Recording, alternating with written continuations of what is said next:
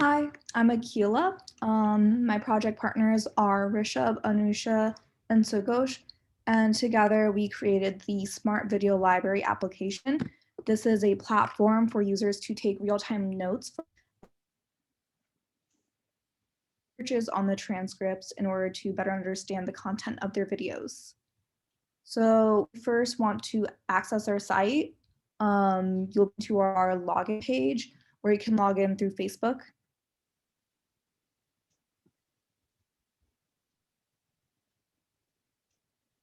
And then you'll be redirected to our homepage where we have thumbnails of all the possible videos you can select.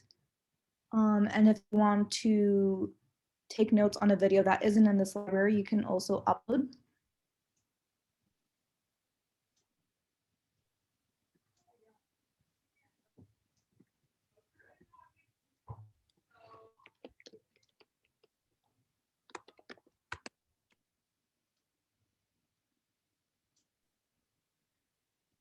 And then we can upload it. Yeah, so when we proceed with the upload, what's happening in the backend is that we are actually integrating and interacting with the S3 put API, upload API, which will upload this video to an S3 bucket, and the put event on the bucket will get triggered, because of which a Lambda function will be triggered, and that will start an AWS transcription job. And since the transcription job could take a while, we actually do it asynchronously. So we don't want wait for the transcription job to finish. Rather, we push the job metadata to an SQS queue. And there is another function which is set up on CloudWatch event. So it's repeatedly triggered at an interval of 1 minute, and that will keep polling the SQS queue for the job metadata information, and then use that to check with AWS Transcribe whether the transcription job finished or not. So once the job completes, uh, the function would basically use the transcript to segregate the entire video into sentences based on punctuation marks, and save those sentences along with the timestamps in the Elasticsearch index. At the same time, it is also making use of the transcript to create a word cloud of the words that are there in the transcript, so that that can be later used by the user. And that word cloud is saved as an image in the S3 bucket. So meanwhile, the this is what was happening in the backend, and meanwhile we'll show you what other features we have in our application.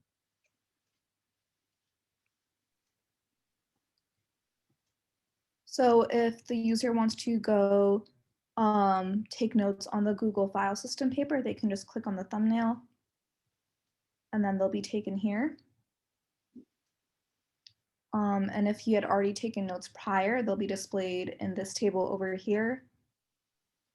Now, in 2003, Google let's say different manner. I want to take a note on the commodity hardware. So I can just say,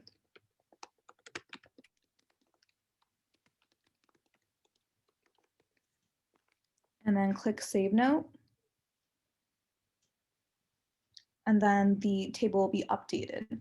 And so what's on the back end is that we have a relational database that stores the video ID, the note ID, the timestamp, as well as the user ID for the user who is typing the note. And so you can even select the timestamp to be navigated to that correct part of the video.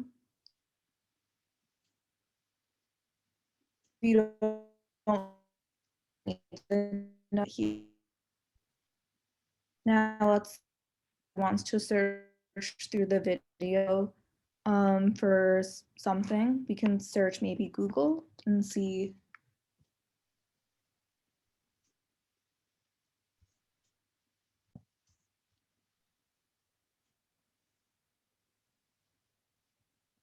So once the user is page where they can view the video, they also can take notes on it. So here we already have some notes that user took. And click here, and then we're navigated in the video to that particular timestamp. And then let's say I want to go here and take a new note, I can just say, particular cluster. For each file, hop I can do cluster example and then save the note here. And once it's saved, it'll display. And so what's happening here is that we have a relational database that stores the user ID, a note ID, particular note, and the video it's associated with.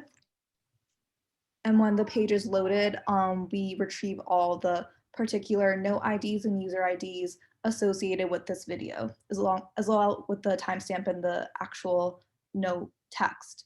And if I want to delete this note, I can just click this, and then the note will also be removed from the relational database. We can also do some searching. So if I search Google, the search results are populated here. And if I want to do a new search such as cluster, they'll be updated.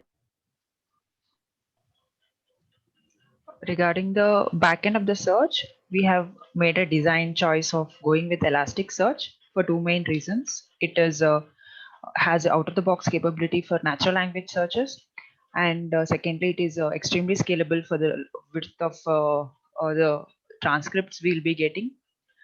And for the data preparation, we have made the sentences into Elasticsearch, and while indexing, we have removed the stop words. And while searching, we have also enabled the fuzzy searches so that the user can do natural language based searches.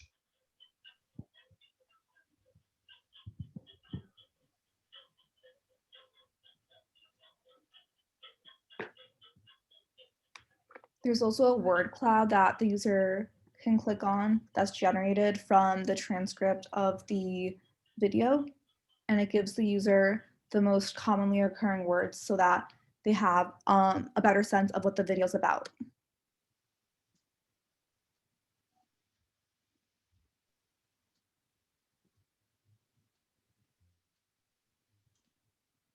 So meanwhile, we were discussing about all these aspects.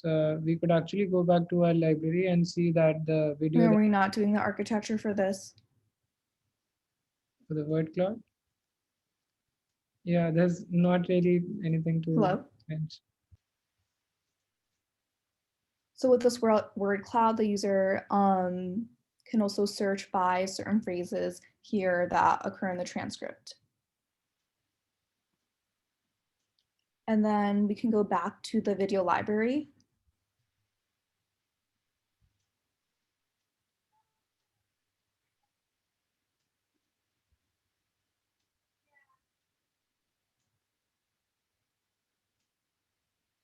And we can see that the video that we just uploaded, Hadoop in 5 minutes, is also here.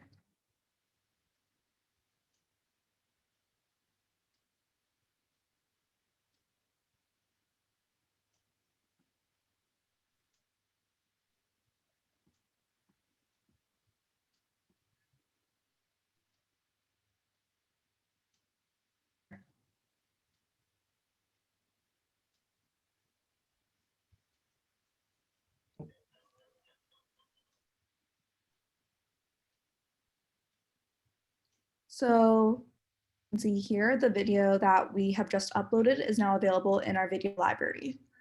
And now I'm done with the Smart Video Library, so I'm going to log out. And I'm taking back to the login page. This is a brief overview of our Smart Video Library application.